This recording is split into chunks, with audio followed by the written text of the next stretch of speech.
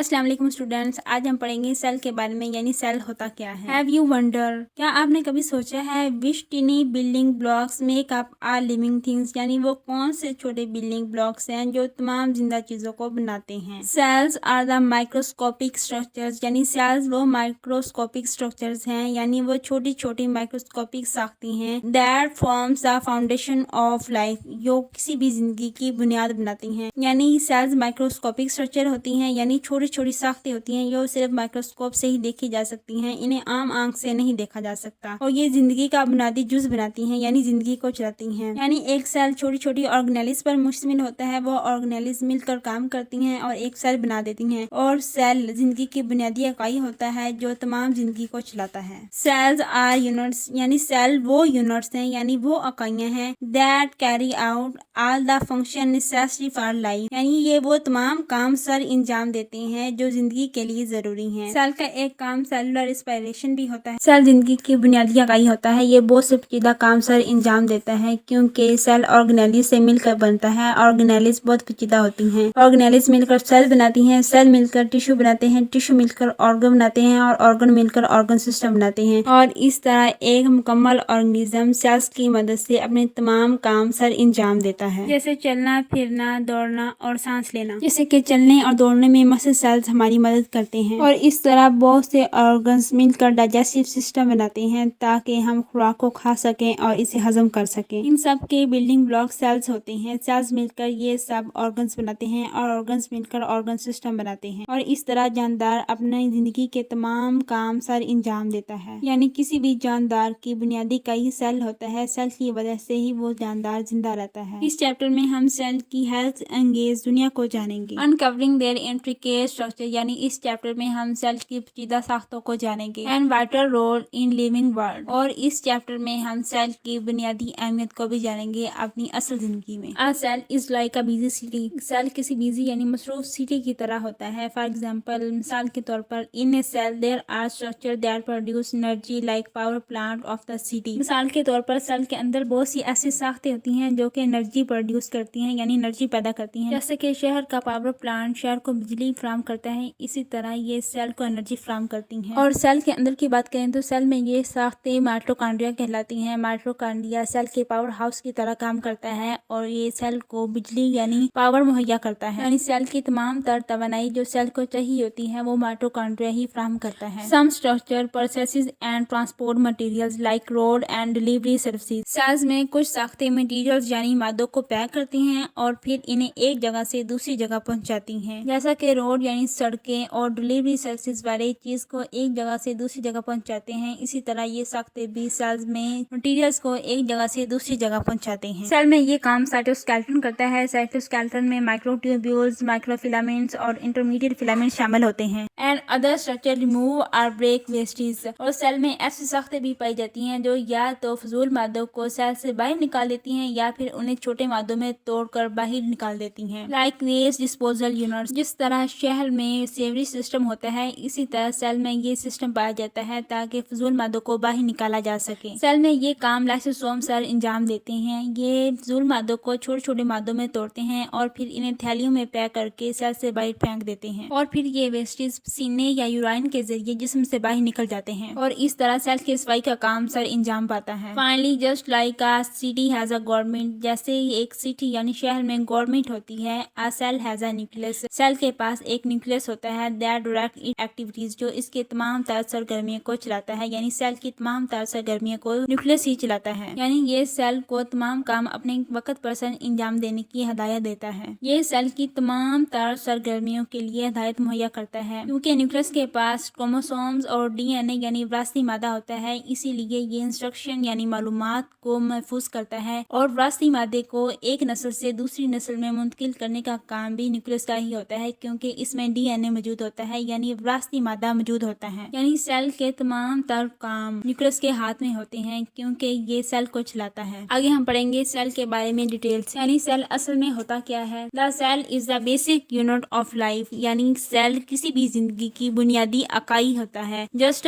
bricks are the building blocks of a house. جس طرح اینٹیں مل کر ایک گھر کو بناتی ہیں، یعنی وہ ایک گھر کو بنانے کے لیے اکائی ہوتی ہیں، اسی طرح cells are the building blocks of living things. اسی طرح سیلز مل کر لیونگ آرگنیزمز یعنی زندہ چیزوں کو بناتے ہیں. ہمارا جسم سیلز پر مشتمل ہوتا ہے. جب سیلز ملتے ہیں تو یہ مل کر ٹیشوز بناتے ہیں، ٹیشوز مل کر آرگن بناتے ہیں، آرگن مل کر آرگن سسٹم بناتے ہیں، اور اس طرح ایک مکمل جاندار تشکیل پا جاتا ہے. یعنی انسانوں کا جسم، پودوں کا جسم اور پرندوں کا جسم اور جانوروں کا جسم، تمام جسم سیل سے بنے ہوتے ہیں. کسی جاندار کو بنانے کے لیے اس کی بنیادی اکائی سیل ہی ہوتا ہے. سیلز مل کر مکمل جاندار بنا دیتے ہیں. Every living thing، ہر زندہ چیز، from the smallest bacterium to the longest wheel is made of cells. یعنی ایک چھوٹے جاندار بیکٹیریم سے لے کر یعنی جراثیم سے لے کر to the largest whale ایک بڑی مچھلی تک تمام قسم کے اجسام سیل سے ہی بنے ہوئے ہوتے ہیں. Most of the cells are very small. کچھ سیل بہت چھوٹے ہوتے ہیں and cannot be seen with the naked eye اور انہیں عام آنکھ سے نہیں دیکھا جا سکتا. یعنی کچھ سیلز اتنے چھوٹے ہوتے ہیں کہ انہیں ہم اپنی آنکھ سے نہیں دیکھ سکتے، یعنی انہیں انسانی آنکھ نہیں دیکھ سکتی. Despite their size، ان کے سائز کے باوجود cells are very complex، یعنی سیلز بہت زیادہ پیچیدہ ہوتے ہیں and carry out all essential function to keep living things alive and functioning.